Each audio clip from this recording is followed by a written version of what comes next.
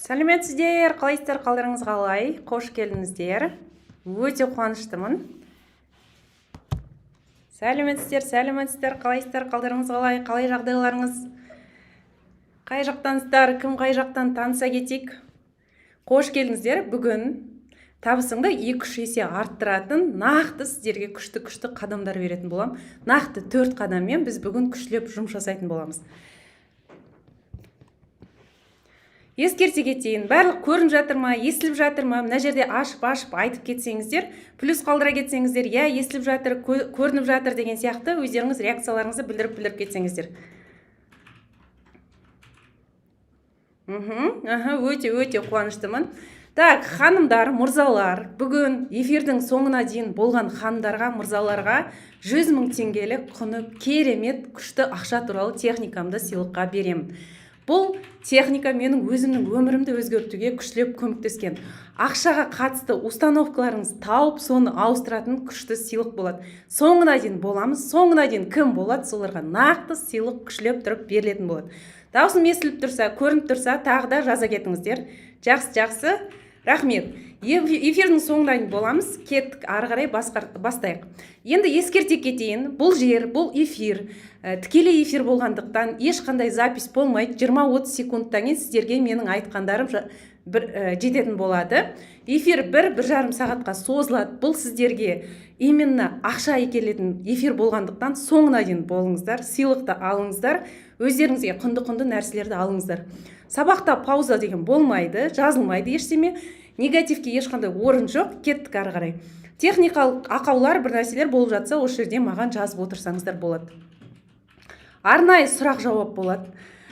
Максимально осы жерде фокуста болыңыздар. Мына жерде қараңыздар. Қараңыздар, мына жерде сіздерге даусым бәрі естіліп тұрса, сұрақ жауап болады. Арнайы түрде кәдімгідей сұрақтарға күштілеп тұрып жауап берсеңіздер, вообще күшті болады. Бүгінгі сабақ кімдерге арналған? Бұл сабақтан не аласыздар өздеріңізге? Нақты табысыңызды 3 есе арттыратын күшті құпия техникаларды сіздермен бөлісіп айтатын боламын. 2 айда 200 000 теңгеден 2 миллионға шығуға болатын сіздерге күшті нәрселер беремін.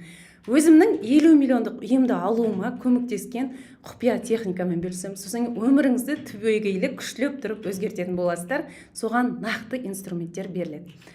Кімдерге арналады? Табысын арттырғысы келетіндерге, жылдап бір орында тұрып қалып, содан шыққысы келетін жандарға, табысын көбейткісі келеді, ақшадан бір деңгейде тұрып қалады ғой, потолок тұрып қалады, сен бәрін жасайсың, но ақшаң көбеймей жатады. Осыдан конкретно шыққысы келетін жандарға, депрессиядан шыққысы келеді, ішкі халін, состояниясын өзгерткісі келетін жандарға арналады.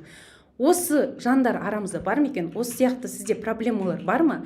Болса, ашық түрде мен деп мойындап, плюс қалдыра кетсеңіздер, вообще күшті болады. Ал, бисмиллах деп бастайық. Мына жерде шынайы түрде енді өздеріңіздің аты жөндеріңізді айтып, жастарыңызды, өзіңіз қайда жұмыс жасайсыз, қай қаладансыз, немен айналысасыз, табысыңыз қанша, осының барлығын күштілеп айта кетіңіздер.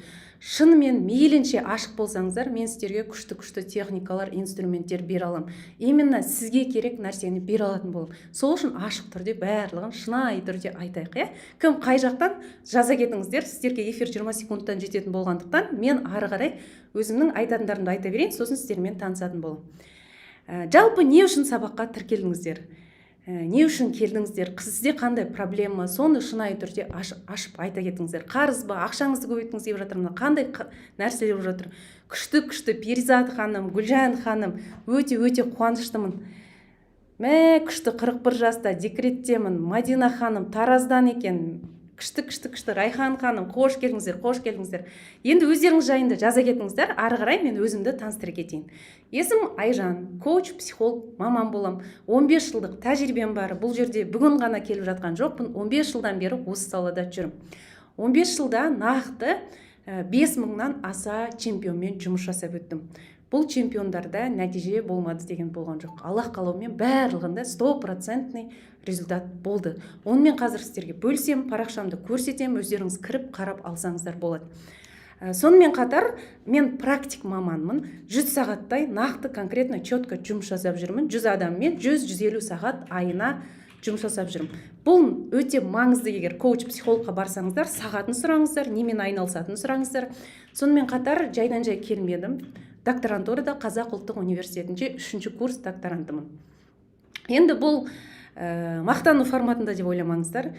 Просто сізде де бұл нәрсе получится деген ниетте өзімнің бір бөлісіп өткім келіп жатыр жетістіктеріммен.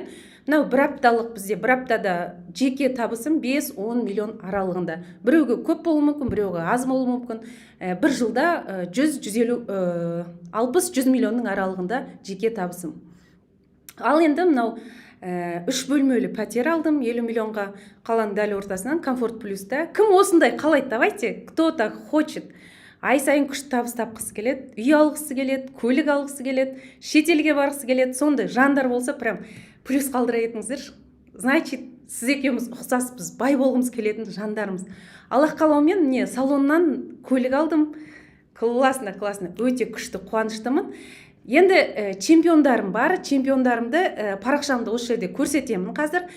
Осы күнге дейін 160 миллион қарыздан шыққан, 200 мың теңге тауып жүріп 2 миллиард оборотқа шыққан жандар бар. Рактан жазылған адамдарға өмірлеріне себепкер болдым. Парақшам барын көрсетемін соңына қарай.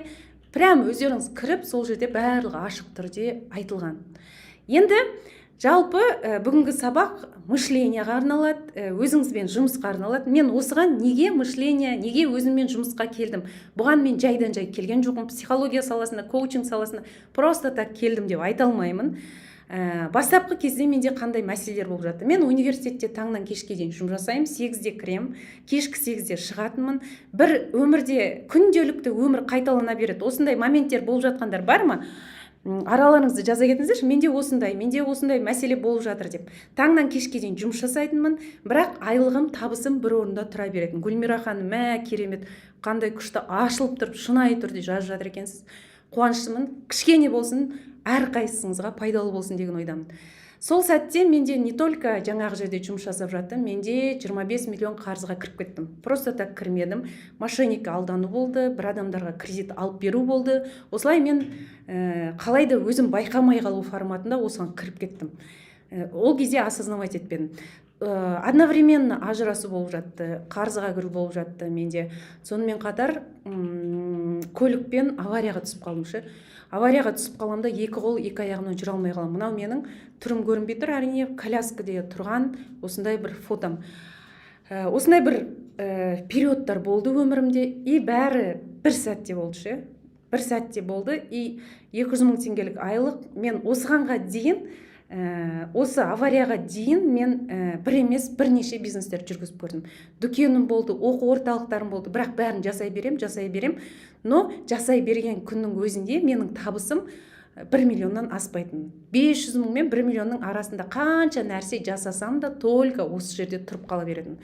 И мен жаңағындай мошенниктерге алданып қалдым. Сол сәтте мен уже түсіндім, что мен ары қарай бұл 25 миллион қарызды бұндай айлықпен, табыспен мен таба алмаймын. Осы кезде өмірім бірінен кейін бірі каша болып жатты. И мен мынандай шешім қабылдаймын. Все дедім. Мен мынандай таракан квартирада тұрмаймын. Мен мынандай өмірге келіспеймін. Араларыңызда бар ма осындай? Келіспеймін қазіргі болып жатқан нәрсеге деген. Мынандай ақша жоқтыққа, кедейлік өмірге, мынандай болып жатқан нәрсеге, ақша жетіспеушілігіне, қалағанды алуға мен келіспеймін деген осы сәтте іштей прям четко шешім қабылдадым. Бұл ең бірінші табыстың көбеюіне әкелетін нәрсе. Араларыңызда бар ма? Мен келіспеймін, мен шешім қабылдаймын, мен осыдан шығам, бұл өмір маған ұнамайды, мен бұдан арылуым керек, мен жаңа нәрсеге қарай кетуім керек, өсуім керек деген жандар бар ма екен? Прям четко айтсаңыздар, мен деп.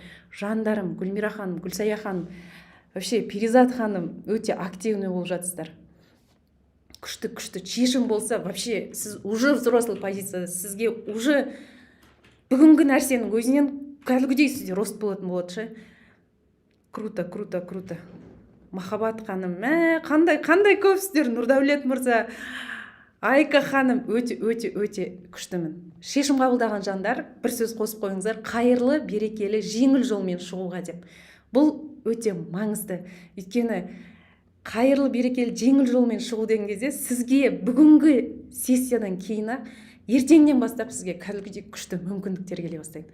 Просто соны сезесіз де алды қарай жүре бересіз. Сол мүмкіндікті четко пайдаланып қалыңыз. Кеттік ары қарай. Енді мен сіздерге обещать еткен нақты 4 қадамды айтып беремін. Мен жаңағы көрдіңіздер, мен қандай күйде болдым, қалай Аллах қалауымен бұл нәрсеге мен 10 жыл, 20 жылда жеткен жоқпын, жандарым. 2,5-3 жыл көлемінде мен уже 25 миллион қарыздан құтылып, көлік алып, үй алып, қалаған өмірімді бірнеше шетел білім алу, 10 миллиондықтар білімге дейін алуға дейін бардым Аллах қалауымен. Осының мен сіздерге қазір күшті құпиясымен бөлісейін. Ең бірінші сіздерге не нәрсе жасау керек? Адамды үлкен ақшаға, үлкен өмірге, қалағандарыңызға, мына жерде қалағандарыңызға апаратын ең бірінші крутой нәрсе ол диагностика. Диагностика жасап өту. Диагностика деген не нәрсе? Сіздерге қарапайым тілмен просто түсіндіріп өте салайын, Мынау менің А точкам болды, мынау Б точкам, Мынау жылап, қиналып, өмірге страдать етіп, көзімді қарасаңыздар, даже мұң тұрған кезім. Жаңағы қарыздар бірінен бірі келіп жатыр. Мынау А точкам, мынау Б точкам. Енді қараңыздар. Адам Б точкасына сіздер жаңа жазыңыздар араларыңызда. Үй алғым келеді, көлігім алғым келеді, қандай да бір жетістікке жеткім келеді деп Б точкасын прям күшлеп тұрып жаздыңыздар. Күшлеп тұрып Б точкасын айттыңыздар. Қалаған нәрселеріңізге жеткіңіз келетін Б точкаңыз бар. Бұны нақты өздеріңіз уже менің айтып жатқанымнан біліп тұрған шығарсыздар. Енді бар А точкасы. А точкасы деген бұл сіздің қазіргі тұрған нәрсеңіз. Қазір қанша табыс тауып жатырсыз? Сізде қазір сізбен не нәрсе болып жатыр? Бұл сіз четко сыртынан көре алуыңыз керек. Бұға жеткіңіз келсе, сіз қазір аңызды мойындайсыз да, бұға қарай жүру үшін осыны білу. Машина алғым келеді, күшті. Енді сіздерге айтайын, диагностика не екендігін айттым. Б точка, А точка, Енді Адан Б-ға жету үшін бізге не нәрселер көбінде кедергі болады. Адамдар ойлайды, бизнесімді ауыстырып көремін, менде болды сондай. Мына жерін ауыстырып көрейін, мынаны жасайын, наверное, жетем деп. Жаным, конкретно Адан Б-ға жету үшін ең бірінші мына миымызда тұрған біздің программаларымыз әсер етеді. Біздің ойларымыз әсер етеді. Одан кейін біздің состояниеміз, қорқынышымыз, кінәлауымыз, ренішіміз. Осы нәрселер сіздерде бар ма? Кім өзінен осы нәрселерді байқайды? Жылауымыз, жертва болуымыз, біреу көмектесетін шығар деген бір иллюзияда жүріп қалуымыз. Осы нәрселер мына қалаған нәрсемізге жетуге, мына жерде тұрсақ, бізге кедергі болады. Адам осыны четко нақты көрсеңіз, бірінші қадамды жасасаңыз, сізге уже екінші қадамға қарай, алға қарай жүруге болады. Менде бар. Өздеріңізде болып жатса, тауып болып жатсаңыздар күшті. Бір жеңістеріңіз тауып болып жатқандарыңыз. Екінші, ең күшті бір нәрсе. Қараңыздар. Адамды қалаған суммасына, қалаған нәрсесіне жеткізетін ол мышление деген нәрсе. Естіген шығарсыздар, мышление дегенді кім біледі? Плюс қалдыра кетіңіздер. Кім білмейді? Минус қалдыра кетіңіздер. Мен сіздерге ашып түсіндіріп өтейін. Не нәрсе ол мышление деген бізге? Мышление дегенді просто түсіндіріп өте салайын. Круто. Қараңыздар, мышление деген не нәрсе? Мышление деген біздің кішкентайымыздан, туғанымыздан, даже ДНК уровеннен бізге осы күнге дейін келе жатқан ақша туралы ойларымыз, ақша туралы біздің сенетіндеріміз, ақша туралы біздегі қалыптасқан бүкіл шешімдер, мидағы біздің программалар. Мысалға қарайық, мынау телефонды алайық. Телефонда программалар бар. WhatsApp бар, Instagram бар, Zoom бар деген сияқты программалар бар. Бірақ сізге TikTok керек болатын болса, мына жерге TikTokты орнатуыңыз керек. Түсіндіре алдым ба?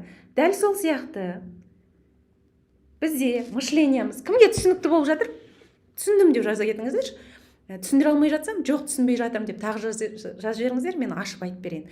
Миымызда бір программалар болады. Ол қандай программалар? Ақша бізге қиын келеді, көп ақша табу үшін көп жұмыс жасау керек деген сияқты бізде қалыптасқан ойлар, түйіндер. Осы ой түйіндер біздің келесі деңгейге өтуімізге кедергі жасайды. Баян ханым, маған зарядка бере саласыз ба? Сумкамда тұр. Біздің келесі деңгейге өтуімізге бізге кедергі жасайды. Мына жерде SMS қалды. Біздің келесі деңгейге өтуімізге кедергі жасайды. Осы программаларды алып бізге ауыстырып тастау керек. Сол кезде біз келесі деңгейге өтіп кетеміз. 200 мың теңге, қараңыздар, 200 мың теңге табыс табатын адамдар бар. Мен экраным неге өшіп қалды? Мынаның экраны өшіп қалды. Қараңыздар, мышление деген кезде екі түрлі. Мынау өшіп қалды.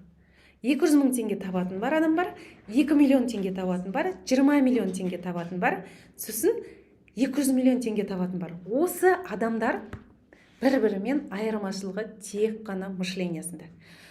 А точкасындағы Айжан, Б точкасындағы Айжан, екеуі бір-бірінен айырмашылығы только мышлениясында.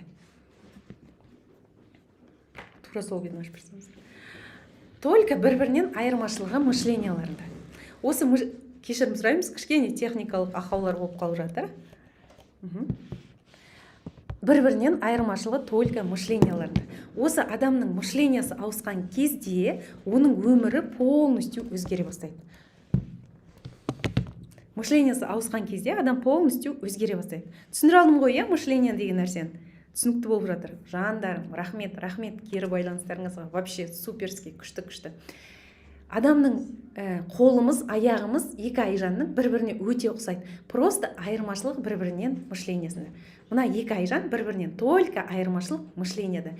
Мышлениясы ауысқан кезде адамның өмірі конкретно өзгере бастайды.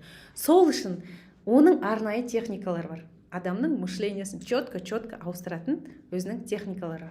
Кеттік. Келесі, біздің ақшамыздың көбеюіне күшті әсер ететін нәрсе ол біздің энергиямыз, ол біздің состояниеміз.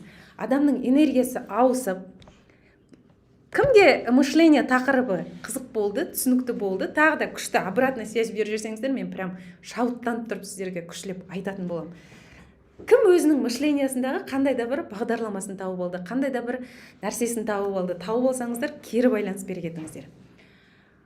Диагностика жасаймыз, мышлениені ауыстырамыз. Үшінші нәрсе, үшінші қадам, конкретно, четко ол энергия. Адамның энергиясы, состояниясы оның ақшасына кәдімгідей әсер етеді.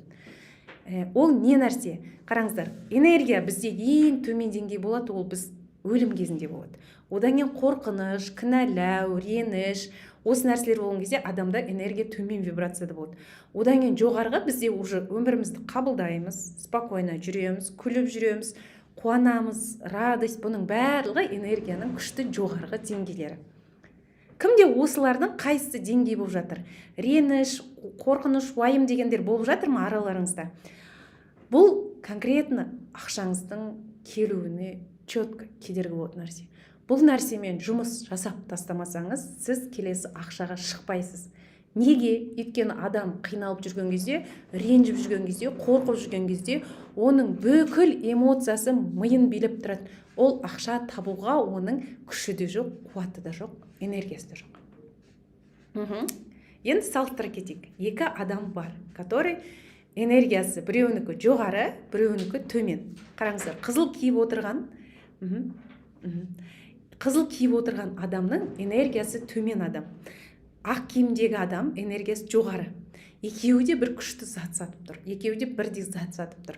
Қараңыздаршы, энергиясы төмен, көңіл күйі жоқ, ренжулі, жұмысын жақсы көрмейді, қиналып жүр, өмірін қиындатып жүр, жертва позициясында қарызын уайымдайды, өмірде болмай жатқан бір мәселелерін уайымдайды.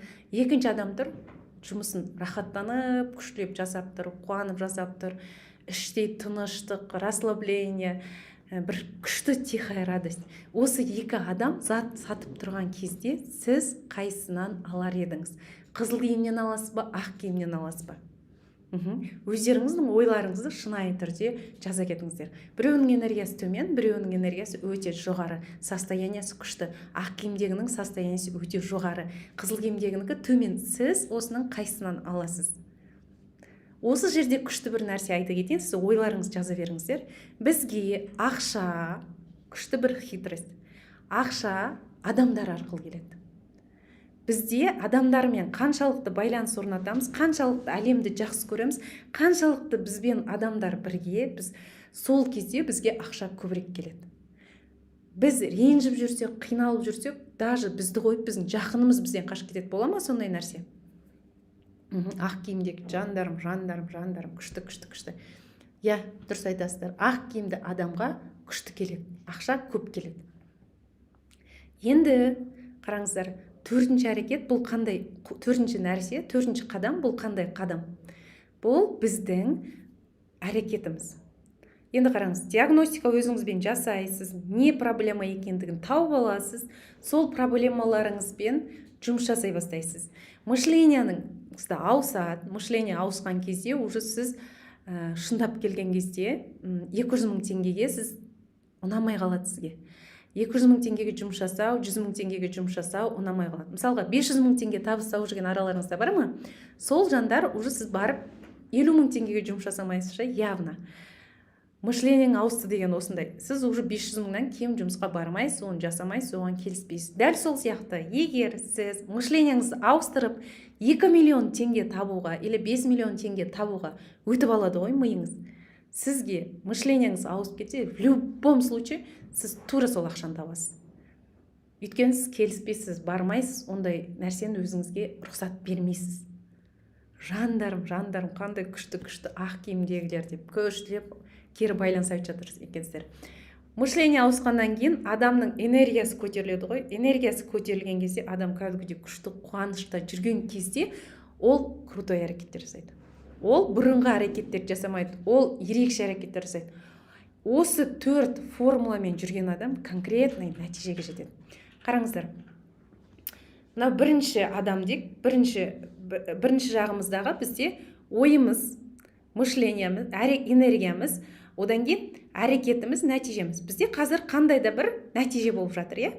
Осы нәтижеміз біздің ең бірінші ойларымыздан келеді. Ойымыз 200 000 теңгеге сенеді, ақша қиын жолмен келеді, тек қана қиналу арқылы ақша табуға болады, көп ақша тапсам бір нәрсемен болып қалады деген нәрселер болады. Энергиясы төмен, әрекеті не то, сол адамда дәл сондай нәтиже болады. Не істеу керек? Мышлениені көтеру керек, энергияны көтеру керек, әрекетті өзгеру керек, нәтижені басқаша нәтиже болады сізде.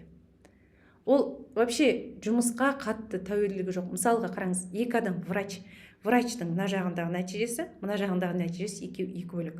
Екеуі екі бөлек әрекет жасап жүр. Екеуі екі бөлек ақшаға сенеді. Миында, ойында сол нәрселер қалыптасқан. Қош келдіңіздер, жаңа қосылып жатсаңыздар, жандарым, осында болыңыздар, Назира ханым, осында болыңыз, айтып жатырмыз, қазір ары қарай күшті нәрселер айтатын боламыз. Қараңыздар. Айта берейін, нормально ма? Диагностика жағын тағы бір айтып жеріңіздер деп жатыр. Ұшып қалды енді. Жаңағылар шығып кетті. Мен таппай қалдым. Не қозғалдарым? Кішкене кешірім сұраймыз, техникалық ақаулар болып жатыр. Диагностика деген нәрсені мен сіздерге тағы да бір айта кетейін. Елестетіп көріңіздер. Қараңыздар, бір жылдан кейін сіздермен мен жолықсам. Осылай бәріміз жолығып жатырмыз, бір жыл өтті дейік. Сізде не нәрсе болып жатса, өміріңізде қандай нәрселер болып жатса, қандай жетістіктер болып жатса, ай сайын қанша тауып жатсаңыз, қандай елдерде болып жатсаңыз, қанша табыс тауып жатсаңыз, бұл осы сіздің Б точкаңыз. Осы нәрсе кім не нәрсе қалайды, не нәрсе болғандығын қалайды өмірінде. Өмірде қандай нәтиже қалайды? Кім араларыңызда кто хочет богатеть? Кім бай болғысы келеді? Шынымен де, мен ақшаны жақсы көремін, мен баймын деп іштей прям четко мойындаңызшы өзіңізге. Оның өзі сізге күшті ақшалар әкеліп береді ше. Кім осыны қалайды? Кім не нәрсе қалайды? Соны жазып жібере қойыңыздар. Сосын қанша ақша тапқыларыңыз келеді? Круто. Жақсы, қалаймын. Күшті. Енді қанша табыс тапқанды қалайсыздар? Нақты. 2 миллион, 1 миллион, 100 000, 500 000, миллион қалаймын. Круто. Рахмет, Гүлжан ханым, Аида ханым, Гүлнара ханым, Фарида ханым, Клара ханым. Классно. Мені шәкірттерімде отыр екен, Лунара ханым. Күшті. Баян ханым, Сәуле ханым, керемет. 100 миллион тапқым келді. Вообще супер. Ешқандай граница жоқ екен. 3 миллион, 1 миллион. Молодцы. Бай болса, қазағым бай болсын. Бай болсаңыздар бар ғой, вообще. Көп нәрселер жасай аласыздар елімізге, жерімізге пайдалы. Круто. Енді бұл сіздердің қалауларыңыз. Енді қазір сіздерде не нәрсе болып жатыр? Қанша табыс, қанша болып жатыр? Қазір бәлкім 200 мың тауып жатсыз, 100 мың тауып жатсыз, 300 мың, 500 мың тауып жатырсыз, 1 миллион тауып жатырсыз. Қазір А точкамызда қанша тауып жатырмыз? Келесі сұрақ. Круто, 500 мың, 300 мың, 200 мың тауып жатырмын. Енді сұрақ, мына Б нүктеңізге жетуге қазір А нүктеде тұрсыз, иә? Не нәрселер кедергі болып жатыр? Әркімде әртүрлі не нәрселер кедергі болып жатыр? Не нәрсе? Кімде қорқыныш? Қазір тапқан адамдар вообще супер молодцы боласыздар. Қарыз кедергі болып жатыр. Қарызыңыз жабуға не нәрсе кедергі болып жатыр? Қорқыныш, уайым, жалақының аздығы, жалқаулық, желание жоқтық, әрекетке көшпеулік, сенімсіздік. Осы нәрселер бар ма? Энергияның жоқтығы дейді. Вообще күшті, энергия жетпейді дейді. Жалқаулық. Тура өз точкаларыңызды тауып алыңыздар, иә? Күшті. Уайым. Рахмет, кері ойлаңыздарыңыз. Қорқыныш, сол уайым. Жоқтық, сенімсіздік, энергия жоқтық.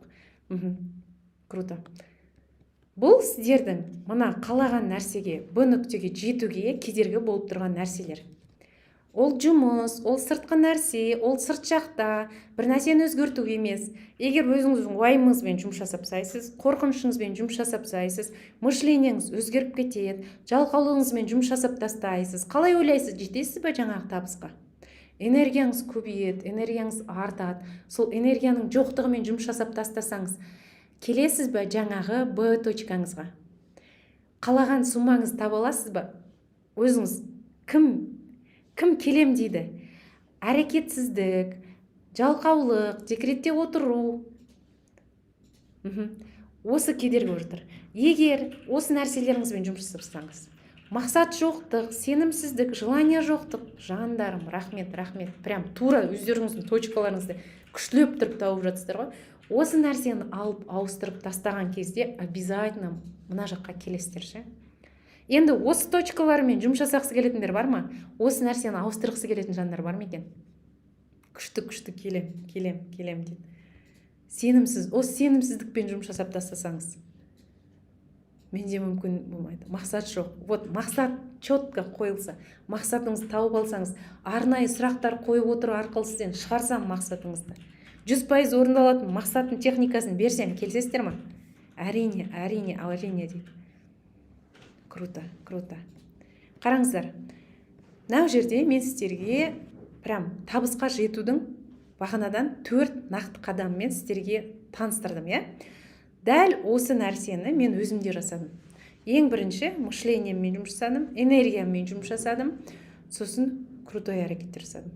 Мен жаңағы айттым ғой, үй алдым, көлік алдым деп. Мен көлікті бар ғой, таңнан кешке дейін жұмыс жасап алған жоқпын. Мен көлікті өзіммен 3 ай жұмыс жасаймын конкретно. 1 айда мен энергиям көтеріп алам, мышлением ауысқан, крутой әрекеттер жасаймын. Крутой бизнес құрып жүремін, табыстарға келе бастаймын. Үйді мен 9 ай өзіммен жұмыс жасаймын, мышлениеммен жұмыс жасаймын, ішкі энергияммен жұмыс жасаймын, әрекетімді өзгертемін, четко келемін. Түсіндіре алдым ба? Негізгі 4 қадам, который бұдан артық басқа білмеймін, қадам мен көрген жоқпын, шын айтайын. Өйткені мен көп бизнестер ауыстырып көрдім. Тура осы 4 қадамда менің жаңа 5000-нен аса чемпиондарымда не үшін 100% нәтиже болады. Өйткені олармен тура жүйелі түрде 1, 2, 3, 4, 5 деп жасаймын. Осы нәрсені жасаған, сіздермен бөліскім келіп жатыр, бұл Ақерке ханым. Ақерке ханым келген кезде студент, қарызы бар, өзінің атында емес, бір кісіге қарыз алып берген. Ол кісі оған сау бола ғой, болды, төлемеймін, мен сені танымаймын деп кетіп қалған. Үйдегілерін оны айта алмайды, жылай береді, өзін кінәлай береді. Энергиясы жоқ, табысы жоқ. Табысы бар, 250-300 мың теңгеде тауып жүрген, студент болып, бір жерлерде SMM болып жұмыс жасап жүрген. Осы кісінің жаңағы 4 қадамды мышлениясын ауыстырамыз, энергиясын көтереміз, қорқыныш, уайымын бүкілін алып тастаймыз, и бұл кісіде колоссальный өзгеріс бола бастайды. 1 миллион теңге табысқа келеді ай сайын, өзінің бизнесін бастап кетеді. 1-1,5 қазіргі таңда уже 4 миллион тауып жүр. Дәл осы сияқты 60 жастағы шәкіртіммен жасаймыз. 60 жастағы шәкіртім дайын техниканы алады, бұл кісі вообще өзі алады да круто жасай береді. дайын техникаларды алады, бірінен кейін бірі жасайды. Бұл кісінің жолдасы вообще ол кісіге ақша бермейтін. Осы күнге дейін ақша беріп көрмеген. Келеді де 10 миллион теңге депозитіне салып береді. Круто ма? Ұнай ма? Сіздер де осындай нәрсе қалайсыздар ма? Осындай болғандығын араларыңызда бар ма? Тоже так хочу. Просто так Аллах бір менің энергиям көтеріледі, мышлением өзгереді, и просто так Аллах маған сыйлық ретінде бере салады. Мен соған лайықтымын деген жандар бар ма араларыңызда? Сосын бір күшті Оралдан келген шәкіртіммен бөліскім келіп жатыр ше. Есімін айтуға рұқсат жоқ деймін ба? Бұл кісінің 5 балаға аяғы ауыр. Қазір фотосын көрсете аламын. 5 балаға аяғы 5 баласы бар, 6-шы балаға аяғы ауыр ше. Қарызы вот так. Үйіне іздеп келеді қарызы. Үйдің ішінде де қиналады. Жақындары уже білет, бәрі жан-жақтан айғайлайды. Сен неге кіре бересің бұндайға? Сенде неге бұлай? Ол кісі уайым, еще баласы бар, аяғы ауыр, 0 ақшамен келеді, 0 ақшамен келеді. Прям конкретно келеді де, мен де қалаймын, жандарым, бұйырсын, Аллах бұйырсын, әрқайсыңызға бұйырсын, шынайы, ақ жүрегіммен айтам ше, әрқайсыларыңыз бай болыңыздар. Люблю вас. И бұл кісі, кәдімгідей білесіз бе, қандай нәрсе жасап кетеді. Мышлениесі до такой степени үлкейіп кетеді. Ана миына кәдімгідей ақшалар кіреді. Ол кісі үйіндегілердің айтып жатқанына да, сырттан іздеп келгендерге де, банктан звондықтардың бәрінен шығып кетеді ше. Мына состояниесі күшті болып көтеріледі. И келеді жаңағы 5 баласын үйіне қалдырады, Алматыға ұшып келеді. 0 теңгемен бизнес бастайды ғой. 0 ақшамен бизнес бастайды да. Ай сайын 2-3 миллион табысқа шығады. Ай сайын 2-3 миллионға табысқа шығады.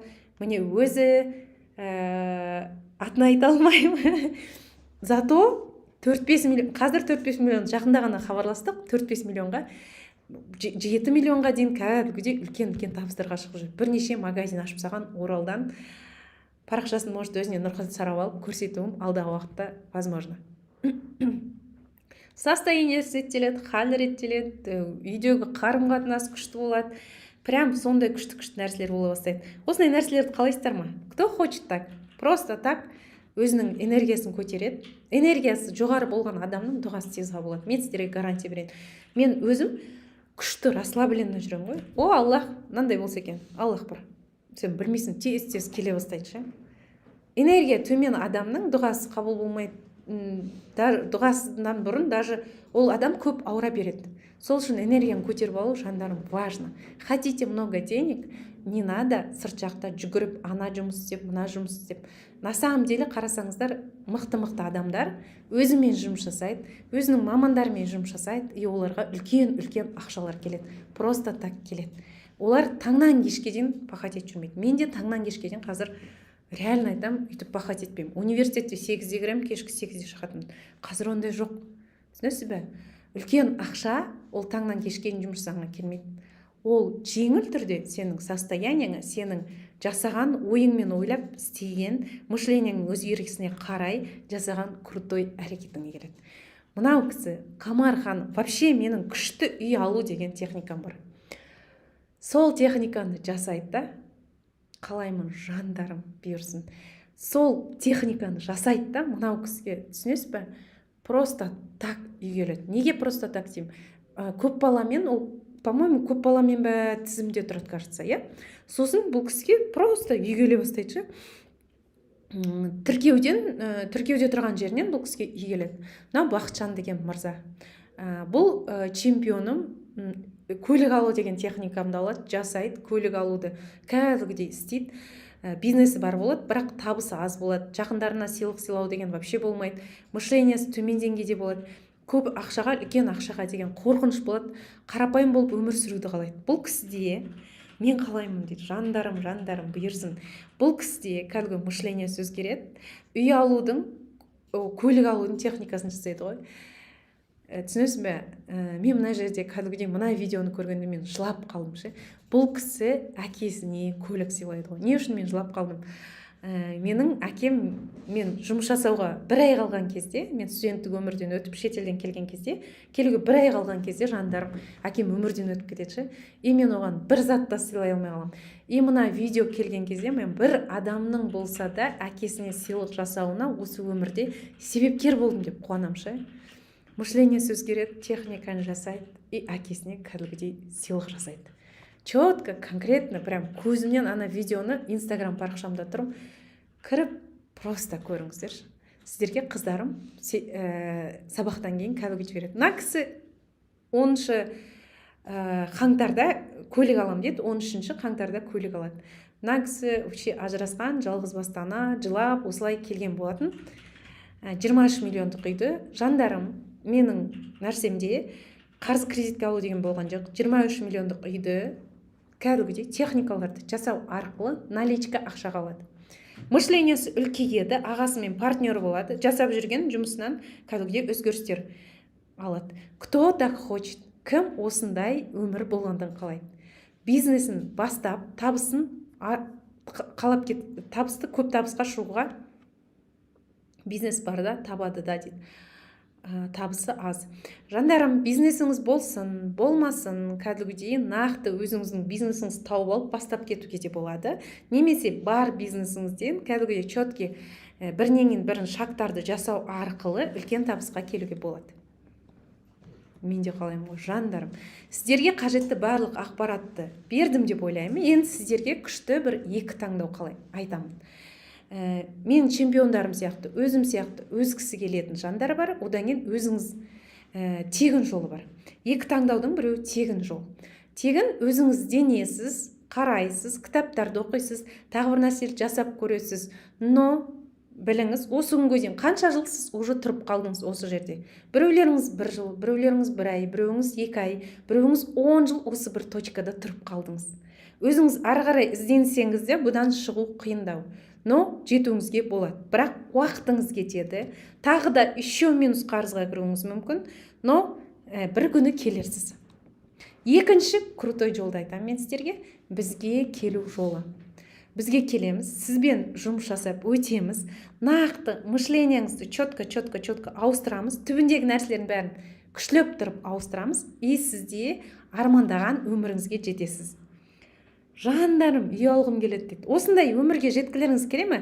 Кім мышлениясын четко өзгерткісі келеді, энергиясын көтергісі келеді, ақшасын 2 есе көбейткісі келеді, минимум 2 есе, 3 есе, одан да көбейткісі келетін жандар бар ма араларыңызда? Я так хочу, мен солай қалаймын, мен қалаймын деп жазып жіберіңіздер. Өз мақсатын, нақты мақсат қойып, соған четко жеткісі келетін жандар бар ма? Қарыз кредиттен все болды, мен тамырмен құтылам, шығам, мен қарым-қатынасым жақсартам, жаңа деңгейге өтем, ақшамды көбейтем, солай қалаймын деген жандар бар ма? Мен сіздерге күшті қазір ұсыныс айтамын. И оған нереально бүгінгі болғандарға жандарға сыйлық берем. Еще күшті, крутой екінші сыйлықты берем. Дайынсыздар ма? Айтуға, қабылдауға соны мен қалаймын, жандарым. Так, бұл ақша және энергия деген күшті курс. Ішінде нақты четкі техникалар бар. Бұл кімдерге арналған? Қаржылық еркіндікке жеткісі келетін жандарға. Просто свободно болады ғой, жеген келген тамақты аласың, киін келген киімді киесің, ұшқын келген жаққа просто аласыз да, түк кешке жиналасыз, таңертең ұшып кете саласыз. Сізді ештеме ұстамайды. Осындайға жеткісі келетін адамдарға арналады. Мышлениясын өзгерткісі келетін адамдарға, қарыздан түбімен құтылғысы келеді, бизнес бастап кеткісі келеді, немесе бар бизнесін кәдімгідей ростқа жеткісі келетін жандарға, мықты орта тапқысы келетін, прям күшті ортамен бірге болып өскісі келетін жандарға арналады. Тыңдаңыздар, енді модульдеріне күштілеп тоқталайын. Бірінші модуль бізде мышление деп аталынады. Мышленияда бізде ең бірінші өзіңізге кіріспе сабақ болды, одан кейін нәтиже беретін четкі техникалар беріледі. Өміріңізге толық диагностика жасап өтесіз, арнайы сұрақтар қойылады, соларды 1, 2, 3 деп жасап өтесіз. Кешірім сұрайын. Мақсат қою техникасы болады, одан кейін жаңа деңгейге шығаратын күшті әрекеттер болады. Өйткені сіздің мына тұрған қазіргі ақша тауып жүргеніңізден бүйтіп үлкейтуіміз керек. Соны кәдімгідей көтеретін техникалар болады. соған арналған әрекеттер болады, соған арналған бүкіл нәрселер болады. Егер осы жерде айта кетейін, өз ісін кім таба алмай жүр, кіммен немен айналыса алмай жүр, немен айналысатынын білмей жатыр, қалай ақша табам дейтін білмей жатқан жандар болса, араларыңызда бар ма? Мен осындай білмей жатырмын, немен айналысармын. Осы жерде күшті өзіңізге не арқылы ақша табатындығыңызды білдіретін күшті техника берем. Миыңызды өсіретін күшті фильмдер берем. Бірге бір жазсаңыз, любой адам гарантированно жетеді. Екінші, прям четко ақшаңызды 2-3 есе көбейтетін нақты техникалар. Бұл не нәрсе? Ақшаға кедергі. Осының соңына дейін болғандарға осы сыйлықты берем біреусін. Ақшаға қарсы установкалар табамыз. Ол установкаларды ауыстыратынды бүгін сіздерге сыйлыққа берем дедім, я? Одан кейін басқалары ақша көбейтудің техникалары, 1 миллион табыс табу техникалары беріледі. Прям ақшаңызды жинау, ер адамның және әйел адамға ақша келудің психологиясы беріледі. Прям четко сіздің ер адамыңызға, немесе ағаңызға, бір жаныңыздағы ер адамдардың бәрінің ақшасының көбеюіне сіз әсер ете аласыз. Тура соның техникасы беріледі. Сонымен қатар өзіңіздің ақшаңызды көбейтуге күшті техникалар беріледі. Ұнап жатыр ма вообще? Мынау айтылып жатқан нәрселер сіздерге қызық болып жатыр ма? Кімге ұнап жатыр? Кім өзіне қажет нәрселерді таба алып жатыр? Жолдасыңыздың ақшасын көбейтетін четкий техника бар осы модульдің ішінде. Күшті. Мә, жандарым, сіздерге ұнаса мен қуаныштымын. Одан кейін 3-ші модуль бізге кәдімгідей ең қажет осы жерде, көбіңіз осы жерде отырсыздар деп ойлаймын. Қарыздан шығу техникалар. Менің өзімнің 20-25 миллиондай прям тұрған нақты қарызымнан шығып кеткен әрекеттерді күштілеп тұрып 3 минут, 5 минут, 10 минуттық жаттығулар түрінде өзім техникалар бет-бет дайындап қойдым. Ол техникаларды мен сенсеңіздер де, сенбесеңіздер де шетелге барып тұрып бірнеше миллиондарға сатып алған болдым. Соны жазып тұрып сіздерге прям өзіңіз жасап шығып кететіндей қылып тұрып дайындап қойдым. Қарызда неге жүресіз? Соған жауап аласыз. Неге қарыз өміріңізді қайталана береді? Одан қалай шығуға болады? Қайталана беруден қалай өтуге болады? 4-ші модуль энергияны көтеру. Сіздің күшті ішкі энергияңызды бірінен бірін күштілеп көтеріп жіберетін болатын арнайы техникалар. Осы жерде қорқынышыңыздан шығасыз, уайымыңыздан шығасыз, қиналуыңыздан шығасыз, депрессияңыздан шығасыз, ренішіңізден шығасыз. Соның барлығын күштілеп тұрып өзгертесіз. Энергияны кәдімгідей көтересіз. Байлықтың энергиясы конкретно келетін болады. Жандарым, кімге ұнап жатыр, кімге қызық болып жатыр, осы жандарға мен күшті сыйлық беретін болам. Мына модульдерді бүгін алған жандарға мен 50 миллиондық өзімнің бүгін алған жандарға ғана, басқа жандарға емес, 50 миллиондық үйді алған техникамды кәдімгідей сыйлыққа берем. Одан кейін 15 миллиондық көлікті наличкаға алған нәрсені сіздерге кәдімгідей сыйлыққа берем. Сосын шетелге саяхатқа шығу техникасын кәдімгідей сіздерге сыйлыққа берем. Араларыңызда бар ма осындай өзгерісті үй алғысы келетін жандар, шетелге шыққысы келеді, просто так барып көлік ала салғысы келетін жандар бар ма? Жандарым. Енді сіздерге курстың сіздер қандай нәтижеге тез жету үшін қосымша сіздерге не нәрселер беріледі? Сіздерге курсқа доступ навсегдаға беріледі. Просто так сіз бұл курсты қай кезде қарағыңыз келеді? Мысалға, көлік деп қойдыңыз, мақсат қойдыңыз, әрекеттер бәрі тұр, четко бірінен кейін бірін жасайсыз, көлігіңізді алып аласыз, я?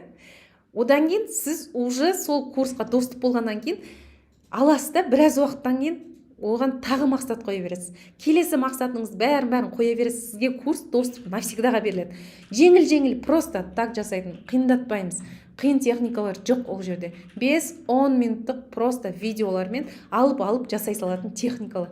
Қарыздан шығуыңызға көмектеседі.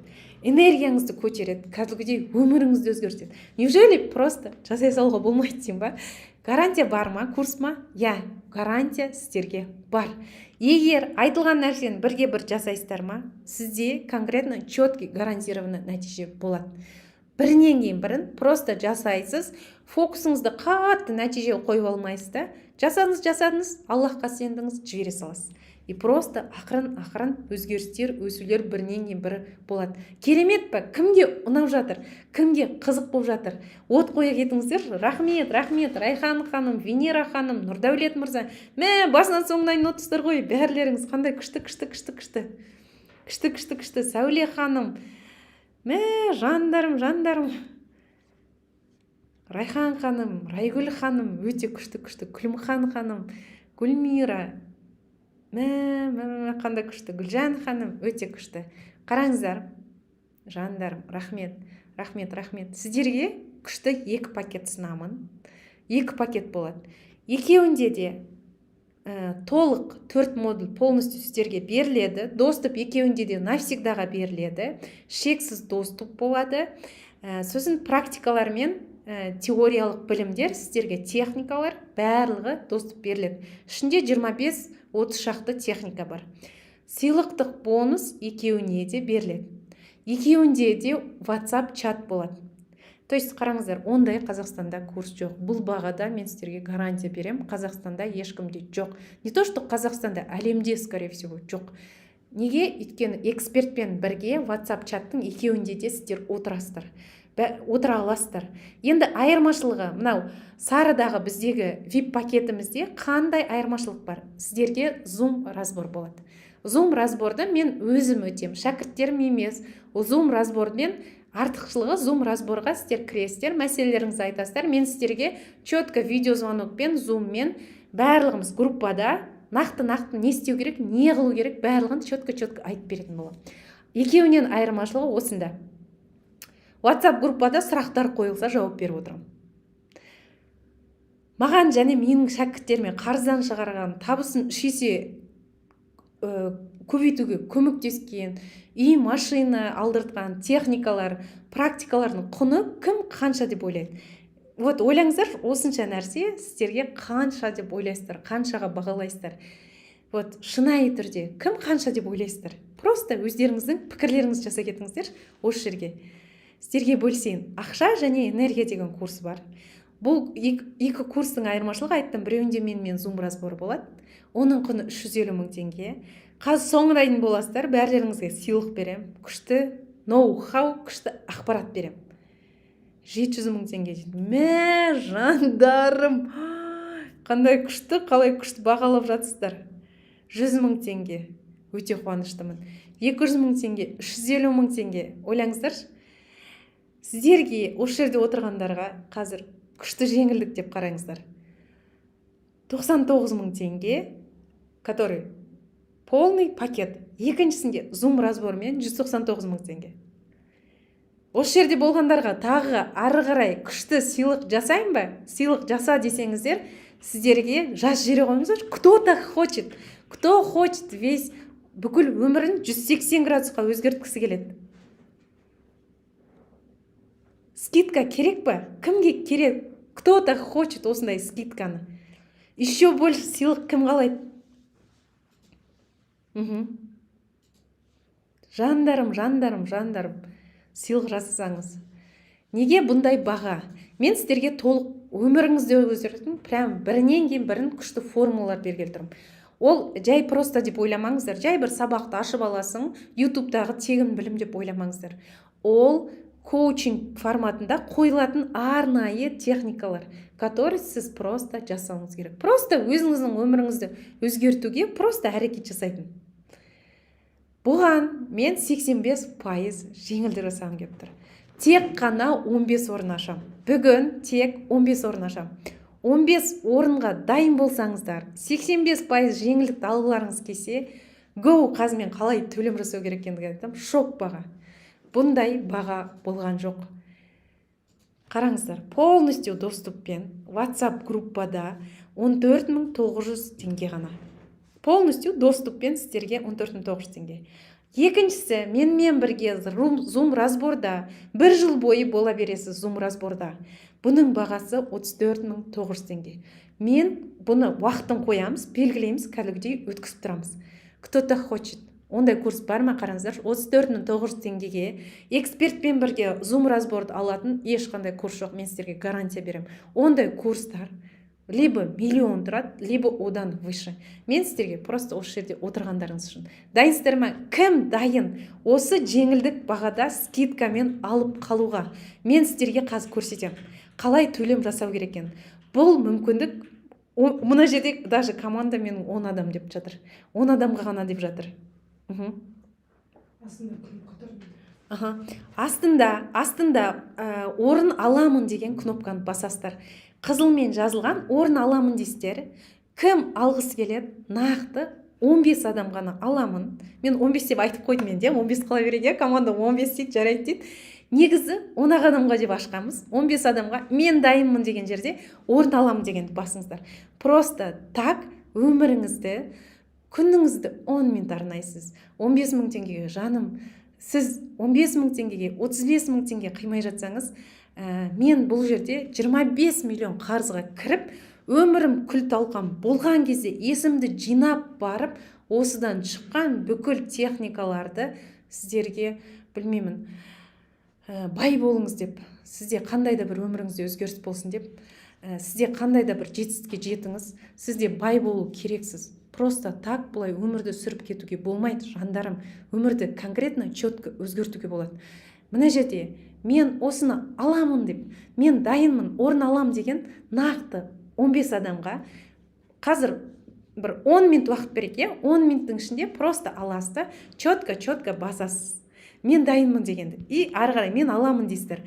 Өзбекстаннан болсаңыздар, қалай біз мына жерге модераторларым, қыздарым номер жазсаңыздар. Кнопканы бассаңыздар, WhatsApp-қа өтесіздер. Сол жерде Өзбекстан елінен болсаңыз, сіздерге қалай төлем жасау керек екендігін береміз. Кез келген халықпен, Каспимен, бәрімен төлем жасай беруге болады. Каспи Ред бар. Жаңағы предоплата деген нәрсені айтып па? Кімде егер 15 мың теңге мүмкіндік болмай жатса, жандарым, кімде араларыңызда бар ма? Менде мүмкіндік болмай жатыр. 15 мың теңге менде қазір болмай тұр. Бірақ осы 6-сы күні, 7-сі күні түсетін еді деген нәрселер.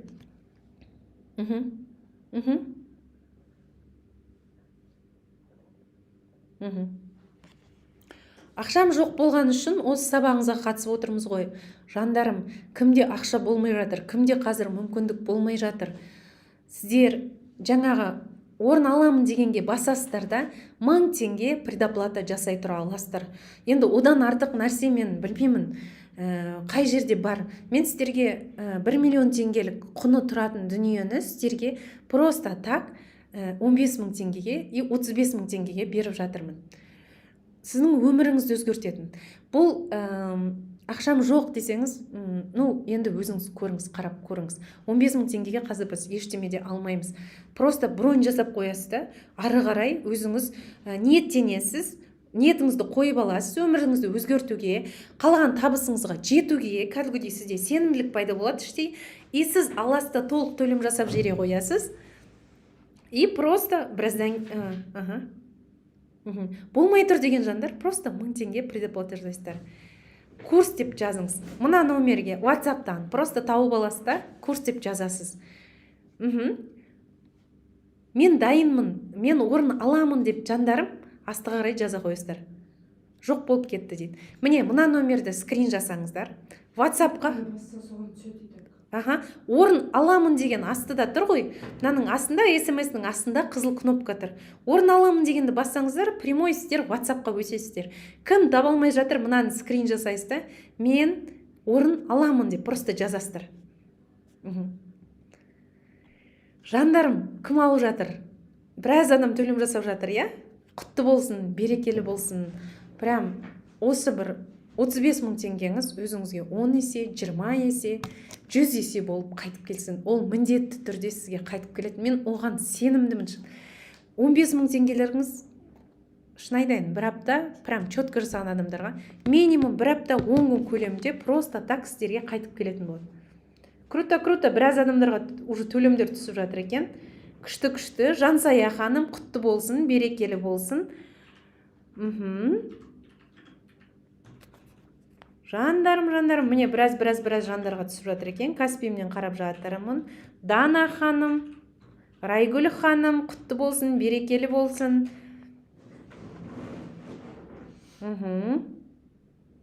Дамир мырза, құтты болсын, берекелі болсын. Жандарым, тегін сабақ деп едіңіз ғой. Тегін сабағым, нақты формуларын, тегін нәрселерін барлығын айттым. Құтты болсын, берекелі болсын. Тағы төлемдер түсіп жатыр. Жадыра ханым, құтты болсын, берекелі болсын. 100 еселеп, 1000 еселеп қайтсын. 8 орын қалды. 8 орын қалды, жандарым. 1000 теңге төлем жасап қоя аласыздар. Предоплата жасайын ба? Я, қызыл кнопканы жасайсыз, предоплата жасайсыз. Бірақ жандарым, предоплатам қайтару деген болмайды. Өйткені сіздер көпсіздер біздің арасынан 1000 теңге кімдікі деп біз үйтіп жүре алмаймыз. Хорошо? Сіз ниетіңізді қойдыңыз, 1000 теңге төледіңіз. Ары қарай сіздерге уақыт беріледі арнайы. Сол уақыттың ішінде төлем жасап тастайсыз. Сосын ары қарай сізге полный доступ беріледі. Ең күшті нәрсе. Кім қазір төлем жасады, жандарым? Күшті. Венера ханым. 35 000 теңге алғыңыз келетін болса, орын аламын дегенді басасыз. Круто. Құтты болсын. Нұрсұлтан мырза, құтты болсын. Қайырлы, берекелі болсын. 5 орын қалды ма? 6 орын қалыпты. Жандарым, 6 орын қалды. 6 орынды алып үлгеріп қаламыз. Райхан ханым, Гүлмира ханым, үлгеріп қалыңыздар. 1000 теңге төменде тұр, орын алам дегенді, қызыл кнопканы басасыздар, орын алам деп сол жерге предоплата жасап қоясыздар. 1000 теңге жасайсыз, сосын соны мен толық ары қарай төлем жасайын деп едім деп өздеріңіз жазатын боласыздар, жарай ма? Сол WhatsAppты сақтап аласыздар. Сәуле ханым, круто, құтты болсын. Кім алды, берекелі, қайырлы болсын. Молодцы, вообще. Күшті.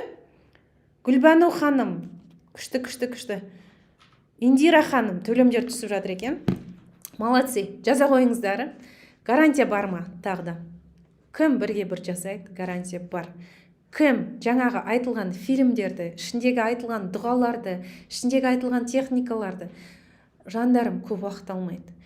Шынымен де өміріңіз важный болса, қазіргі жүріп қалған мына точкаңыз уже сізге надоело болса, содан четко шыққыңыз келетін болса, мынау нәрсе ұнамай жатқан болса, шешім қабылдаңыз қазір. Сізге просто шешім қабылдау керек. Шешім қабылдау, мына өмірімді өзгертем, екінші тура сізге өзгертем деп шешім қабылдадыңызға, сізге қазір 1, 2, 3, 4, 5 деп жасалған лестница беріледі. Бүгін ғана жасалған методика емес. Өзімнің полный өткенім бір техниканы мен жасамадым деп айта алмаймын. Шәкірттерім соны 1, 2, 3, 4, 5 деп жасады. Бірінен кейін бірін жасады. Сәуле ханым, құтты болсын, берекелі болсын. 1, 2, 3, 4, 5 деп бірінен кейін бір баспалдақпен көтерілесіз, сізде өзгеріс конкретно болады. Енді не алып кетесіз сіз? Не алып кетесіз? Ештеме жоғалтпайсыз. Қараңыз, мышление адамда өзгеріп кетеді ғой, үлкейіп кетеді ғой. Сіздің миыңызға ол ақша сыйып кетсе, сіз оған обязательно оны табасыз. Просто ол адамның мышлениясы мынандай ғой, 1-ші класстың баласы бар, 11-ші класстың баласы бар, иә? Екеуінде 11-ші класстың баласына 1000 теңге тауып алып кеш десең, ол тез барып тауып алып келеді. 1-ші класстікі тоқтап қалуы мүмкін. Бұның просто мышлениясы жасында да айырмашылық бар әрине. Бірақ мына кісіге 1000 теңге табу жеп жеңіл. Дәл сол сияқты. Бұрынғы Айжанға маған барып 1 миллион теңге бір күнде тапшы десе, вообще таба алмайтын. Реально мен шошитынмын. Қайдағы 1 миллион теңге өзім таңнан кешке жұмыс жасап жүрмін деп ше. И одан кейін уже бір күнде мен 2 сағатта 5 миллион теңге жасаймын ше. Сол кезде мен ойладым. Все. Бұл әлемде шексіздік маған кез келген сумма келе береді. Сіздердің миларыңызға сол программа конкретно, четко бірінен бірі кіретін болады. Кім төлем жасай алмай жатыр? Мына ссылка, сары ссылка тұр ғой, үстінен басасыздар да, мен төлем жасайым дейсіздер. Райхан ханым, құтты болсын, берекелі болсын. 4 орын қалыпты. Жандарым, үлгеріп қалыңыздар. 4 орын. Кім конкретно табысын тауып, өзінің өмірін өзгерткісі келеді? Бағат қымбат, арзан дегендеріңіз айтып жатқан шығарсыздар. Қымбат дегендерге мен енді келісе алмаймын ше. Өйткені нарықта білесіздер, араларыңызда бар шығар 300 000, 500 000, 1 миллионға дейін осындай курстар алған. Осындай техникаларды, дәл мұндай деп айта алмаймын, өйткені бұл менің авторский техникам. Біраз техникамды мен өзім ойластырып шығарғам, өзімнің өзгерісімнен, өсуімнен битіп алып келіп, бүкіл 5000 шәкіртке өмірінің өзгеруіне қолданған прям техникалар. Мышлениясын өзгереді, ақшасы көбейеді, энергиясы көтеріледі. Просто аласта жасай саласыз. Кім алды, жандарым, энергия төмен болып жатса, аластарда энергия деген жерін аласыз. Прям 1, 2, 3, 4, 5 деп жазайсыз. Кім арзан деп жатыр, келсем. Прям конкретно масштаб форматында просто арзан бағаға беріп жатырмын. Жандарым, осы бағада, тек бүгінгі бағада алып үлгеріп қалыңыздар. Райхан ханым, Райхан деген 3 ханым жүріпті. Классно. 3 Райхан отыр екенсіздер. Құтты болсын. Шөйлеріңізге де қайырлы берекелі болсын. 100 еселеп, 1000 еселеп қайтсын.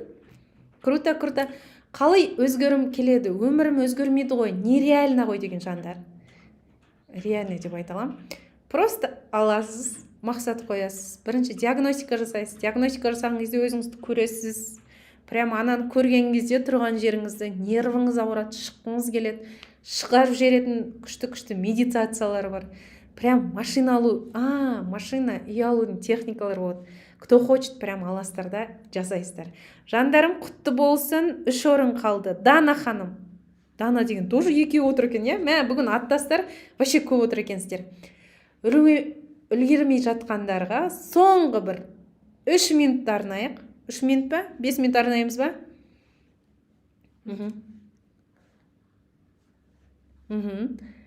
Соңғы мүмкіндікті қараңыздар. 15.000 теңге, 35.000 теңге.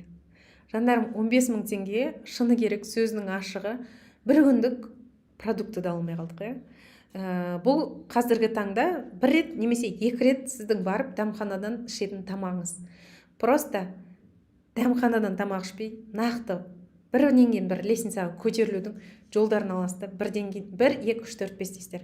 Кто хочет разборды 35.000 теңгеге аласыздар.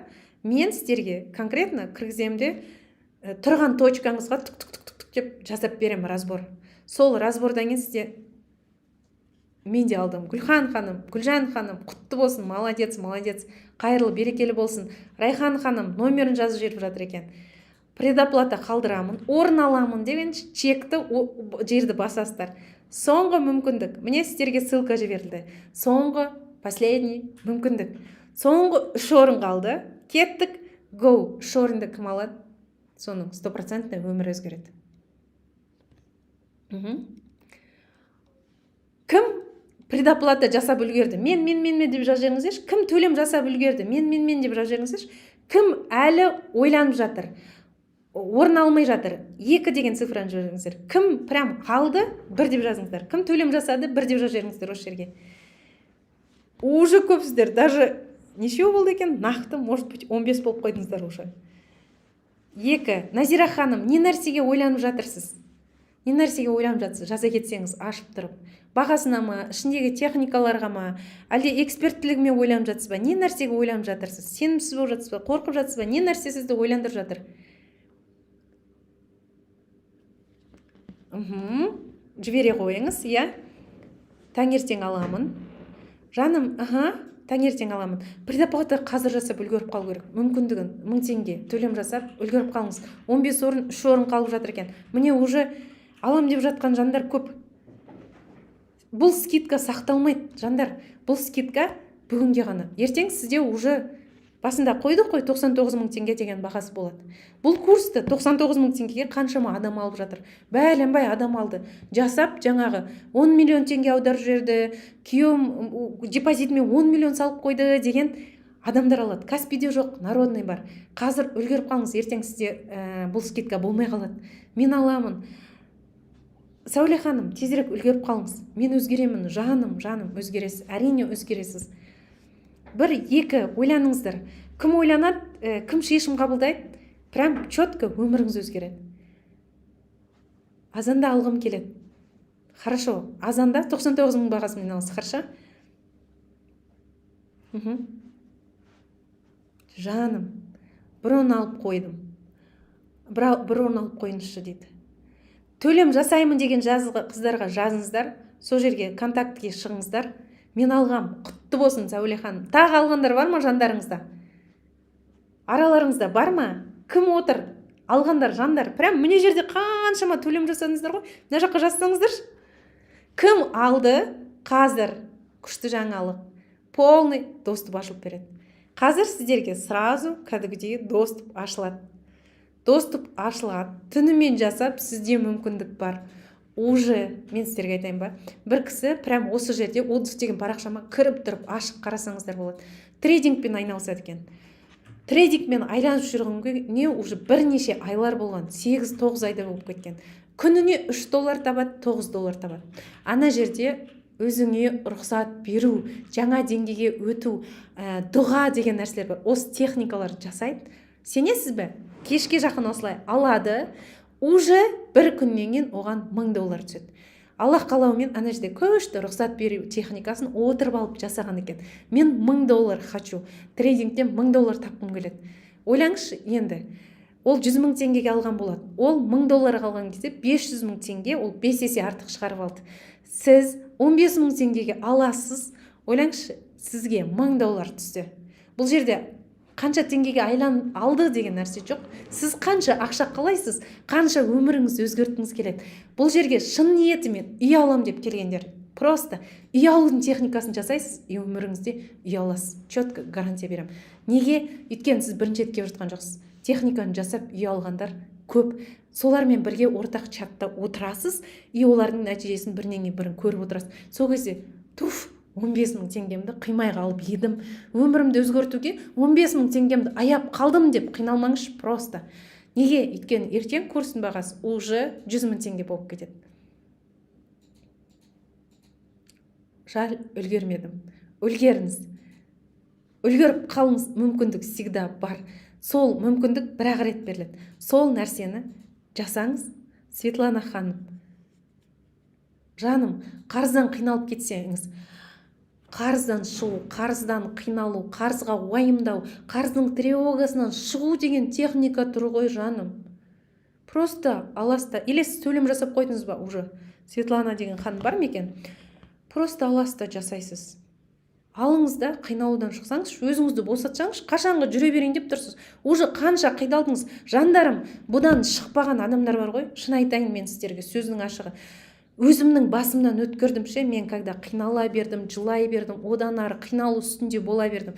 Менің бүкіл денсаулығым кетті. Мен денсаулығыма ақшаны 10 есе, одан да қаншама есе артық төледім. Мына психологияның, мына жанның ауруы, мидың ауруы, ол конкретно дененің ауруыны алып келеді. Денеңіз конкретно ауыратын болады. Егер сіз өкпе реніште жүрсеңіз, сіздің өкпеңіз ауырады. Сіз қиналып жүрген болсаңыз, асқазаныңыз ауырады. Сіз прям алдыға қарай жүрмей жатырсыз ба, қорқа беріп орныңызда тұрып жатсыз ба, аяқтан жүре алмай жатасыз. Оған сіз мына жерде 15 000 теңгеңізді экономдай, 15 000 теңгеңізді төлеу арқылы бүкіл қанша дәріге салатын ақшаңызды экономдайын деп тұрсыз. Түсінесіз бе? Құны қаншалықты? Сіз ойлаңыз өзіңізге пайдасы қаншалықты? 15 000 теңге, но сіз өміріңізде қаншама дәрінің алдын алып жатырсыз, жаныңыздың тыныштығын сатып алып жатырсыз, келетін сізге ақшаның жолдарын ашып жатырсыз, и сізге мышлениеңіздің өзгерісін сатып алып жатырсыз, тағы да қарызға кіріп кетпеудің алдын алып жатырсыз. Түсінесіз бе? Осы нәрселердің барлығын бірінен бірін четко сатып алатын боласыздар.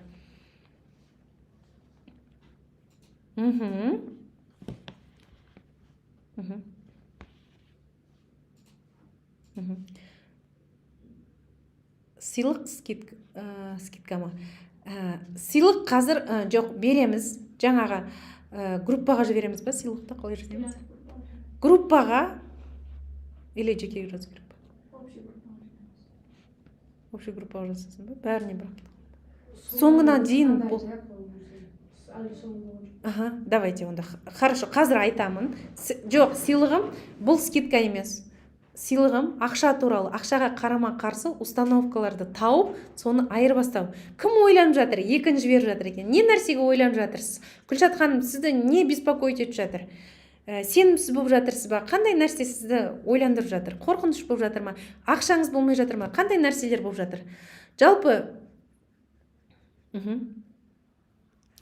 қараңыздар, мен негізгі жасап жүрген нәрсем, негізгі іште қалауым, ішкі миссиям, менің адамдардың күліп, қуанышты, бақытты өмірлерін өзгертіп, келесі деңгейге өтуіне, табыстарының көбеюіне, спокойно ұйықтауына, бақытты жүруіне себепкер болушы. Өзімнің үйімді алғанға дейін менде көбінде акцент ақшада болды. өзімнің үйімді алып болғаннан кейін мен просто адамдар шынайы түрде бай болсыншы деп жатырмын. Сіздерге сол үшін мен сіздерге 85% жеңілдік жасап жатқандығым сол. Барлық адамға доступна болсыншы, кез келген адам білім ала алсыншы, кез келген адам өмірін өзгерте алсыншы деп. Сол адамдарға мен өзіме қайта байлап қойғым келмейді. Сол адамдарға дайын техниканы беріп жатырмын, который сіз алып просто жасай салатын нәрсе. Енді қараңыз, сізде қорқыныш болса 50 000 теңге төлеп коуч, психолог, маманға барасыз, психологқа барасыз, жұмыс жасайсыз, қорқынышыңызбен 50 000 теңге төлейсіз. Энергияңыз төмен болса, тағы барып 50 000 теңге төлейсіз. Ақша туралы установкаңыз табуға тағы бір 50 000 теңгеңіз төлейсіз. Мақсатыңыз жоқ болса, тағы бір 50 000 теңгеңіз төлейсіз. Есептей беріңіз, сізде қаншалықты сенімсіздік болса, соның барлығын аласыз да алып келесіз де 10-20 рет жасайтын шығарсыз. И то одан айырыласыз ба, тоже не факт. Сіз уже 1 миллион теңгені просто беріп тастайсыз. Ал мен сіздерге всего лишь 15 000 теңгеге, либо 35 000 теңгеге мен сізге разбор четко жасап беремін. Мына жеріңізде мынау, мына жеріңізде мынау, мына жеріңізде мынау. Мынаны алып, былай, мына техниканы қолданыңыз, мына техниканы қолданыңыз деп, жаңағы групповой разборымда еще медитация жасайтын боламын, әртүрлі сұрақтар қоятын боламын. Солай өміріңізге, өзіңізге кәдімгідей өзгертетін шешім қабылдағалы тұрсыз. Өміріңіз өзгереді, сіздің өміріңіздің өзгеруі менде бөлісіп жатады ғой. Жаңа әкеме көлік алдым, өзіме көлік алдым, Айжан ханым, сіздің бір техникаңыз жасап, осылай үй алдым. Білмеймін, сол нәрсе мені қуантады екен ше. Сол нәрсе маған бір қуаныш сыйлайды, рахаттанамын. Просто так бұл өмір сүріп жатқан жоқпын ғой. Бір адамның өмірінің өзгеруіне болсын, себепкер болып жатырмын ғой деп мен сондай жақсы көңіл күйде жүремін ше. Сол үшін бұл бағада беріп жатқандығым, сол үшін максимально сіздерге пайдалы болсын, өміріңіз өзгерсін деген форматта. Ташкенттен төлей алмаймын, менде жоқ дейді. Жаным, Нұрдәулет мырза, Ташкенттен төлеуге болады, төлем жасаймын деген жерді басасыз, қыздарға жазасыз. Ташкенттен, Ресейден, Кореядан, Америкадан қатысып жатқан қаншама адамдар бар, просто алып жасап жатқан. Сізге қалай төлем жасау керек екендігін айтады, кіріңіз, просто жазыңыз. Үй алу техникасын жасаңыз, үй аласыз. Бұл курсты 15 жылда алған бүкіл техникаларын салып қойдым. Өзімнің өмірімді 180 градусқа өзгерткен, өзім Дубайдан барып тұрып 2 миллион қалған, Ресейден, қаншама елдерден барып алып келген білімдерімді жинап кішігірім андай қысқа жасай салатын, сізге просто жеңіл бола салатын техникаларды бірінен кейін бірін жасап қойдым. 2-3 ай көлемінде бірінші күннен бастап кәдімгідей өміріңізде өзгеріс бола бастайды. Төлем жасағандар кішкене сабыр сақтаймыз, күте тұрамыз, қыздар сіздерге кәдімгідей бірінен кейін бірін доступтар береді. 2 миллион теңге жұмсай аласыз. Просто так, ары қарай біреумен жұмыс жасау үшін. Мына жерде менімен жұмыс жасау арқылы 15 000 теңгеңіз кетеді. 35 000 теңгеңіз кетеді. Баға қалай өзіңізге инвестиция жасауға дайынсыз ба? Өзіңіздің өміріңізді өзгертуге дайынсыз ба? Просто так, налегке өмір сүруге. Спокойно, ешқандай қиналмай, жеңіл, бірінші состоянияң ретте боласың, энергияң көтеріп аласың. Рахаттанып, жақсылап тұрып, бүйтіп ақша табуға салуға дайынсыз ба? Шешім қабылдауға, риск жасауға дайынсыз ба? Просто өзіңізге сол өміріңізге жетуге инвестиция салуға дайынсыз ба? Оның құны 15 000 теңге болып тұр. 35 000 теңге болып тұр. Ойлаңызшы, сіз кіріп келген, біреуіңізде 1 миллион, біреуіңізде 5 миллион, 10 миллион қарыз, 20 миллион, 160 миллион адам қарызынан шығуына көмектескен техникалар. Просто аласыз да жасай саласыз. Жаза кетейік пікірлерімізді. Мышлениямен жұмыс жасау деген жұмыс жасамайды. Нәтиже тек әрекетке байланысты. Коучқа бармай-ақ өмір сүруге болады. Мышление деген нәрсе жоқ. Ондай нәрсе қайдан? Ол өтірік деген адамдар бар ма араларыңызда? Кез келген жетістікке жеткен адамды қараңыз. Полностью мышлениесін 100% өзгерткен адамдар. Осы таңда кәдімгідей бірнеше миллион, миллиард тауып жүр ғой. Бүкілін қараңыз. Ең бірінші ойлар өзгереді. Ойыңыз өзгерді ме? Сіз уже ойыңыз бірнеше миллиондарға дайын ба? Сіздің қолыңызға ақша келеді. Мышлениеңіз өзгермеді ме? келмейді. Онда таңнан кешкен просто так бір сарында жұмыс жасап жүре беретін болсын. Гүлназ ханым, рахмет. Кері байланысыңызға рахмет. Сіз төлем жасап қойдыңыз ау деймін, иә? Мен сіздерді түсінем. Егер прям ақша жоқ, қиналып жатырмын десеңіздер, мен сіздерге айтайын. Жаңа мен аварияға түстім деп айттым ғой. Мен сол кезде мен уже түсіндім. Прям аварияға түстім, екі қол екі аяқтан жүре алмай қалам. Сол кезде мен ойладым. Менің өмірімде бір нәрсе мен дұрыс жасамай жатырмын. Мен дұрыс жасамай жатырмын. Менде бұлай болуы мүмкін емес. Мен әрекеттің бүкілін жасап көріп жатырмын, бірақ мен бұдан шыға алмай жатырмын. Значит, менің мына миымда бір нәрсе дұрыс емес. Мен осыны өзгертуім керекпін. Менің істеп жатқан айтып жатқан дұғам ештемем қабыл болмайды. Значит, что-то во мне не то. Мен мына мышлениемді, ішімдегі нәрсемде бір нәрсе өзгертуім керекпін. Мен соны өзгерткен сәтте, білесіздер ма? Шешім қабылдаймын, мен соны өзгертемін деп. Менің алдымда мүмкіндіктер түк келе бастайды. Сіздер ойламаңыздар, жаңа мен 2 сағатта 5 миллион табыс таптым деп ше. Мен ойламаңыздар, шығып алып бір нәрсе жасадым, жерді қаздым деп. Нет, просто энергияны жинаймын, мышлениемді ауыстырамын. Туф, әрекет жасаймын.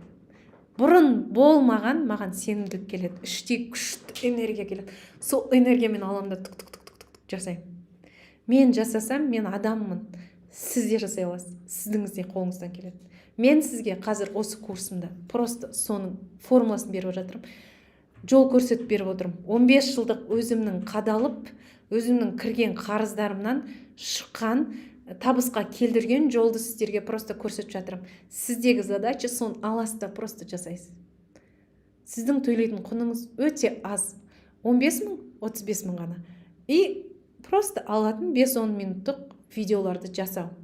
Просто соны аласта жасай саласыз. Бұны мен не айтқым келеді? Жасай алмайым, менде мүмкіндік жоқ, менің біреу қарызым төлеп беретін шығар, бұл әлемде біреу маған көмектесетін шығар деп жүрсеңіз, әлі ұзақ жүресіз. Осы күнге дейін қанша жүрдіңіз, ары қарай жүре беремесеңіз, жүре беруге болады. Бірақ бұл сіздің өміріңіз, сіздің уақытыңыз, сіздің қазіргі тұрған жасыңыз қайтып байланып келмейді. Либо сіз шешім қабылдайсыз, ары қарай осын өзгертесіз, соған әрекет жасайсыз, нақты жүріп өткен адамның опытын сатып аласыз, сол кісінің бүкіл қадалған жолдарын сатып аласыз да, соның айтқан нәрсесін 1, 2, 3, 4, 5 деп жасай саласыз.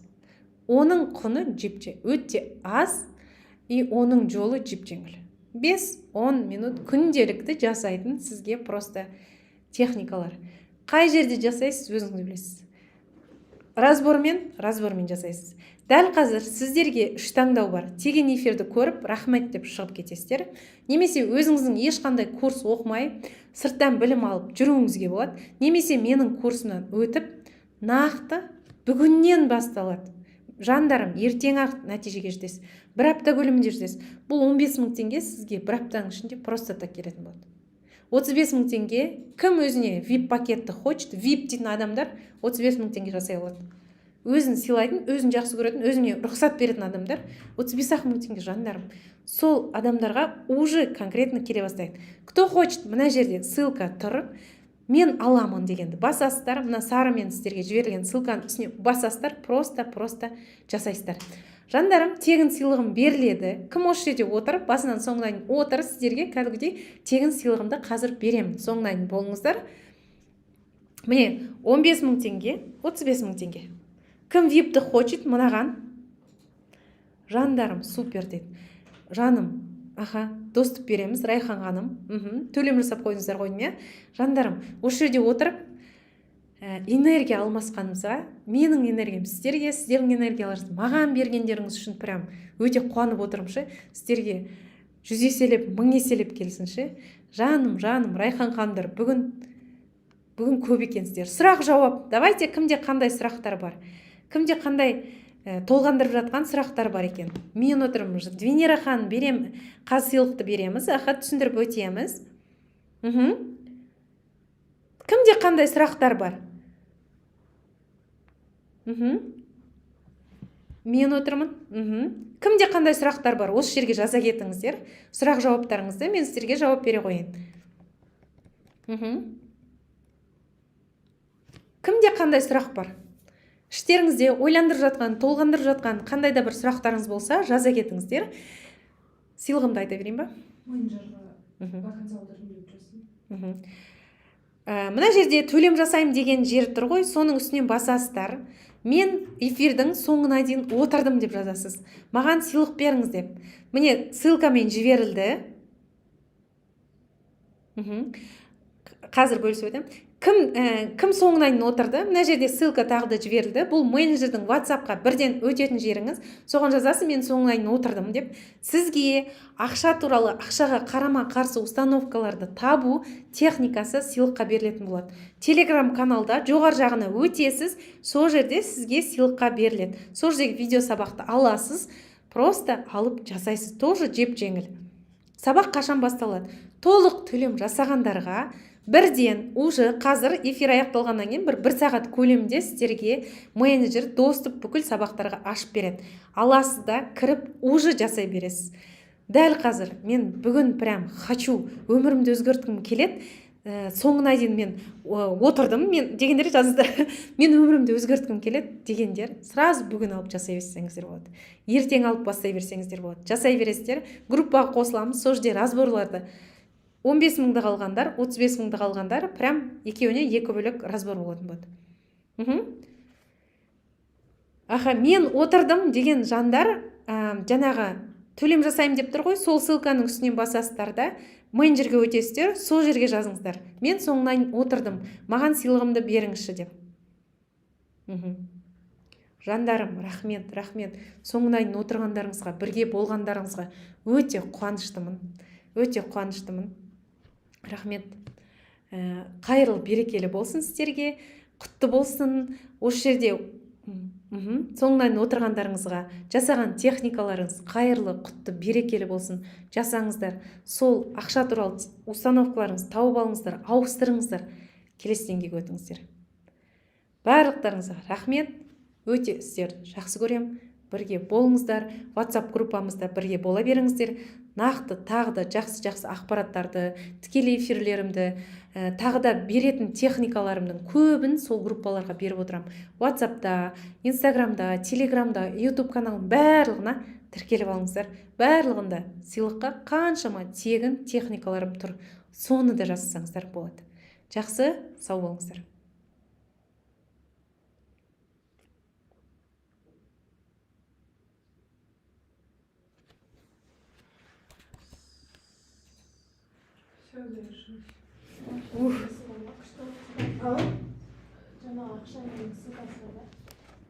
Телеграм ақша және психология деп тұр ғой, сол ғой, соны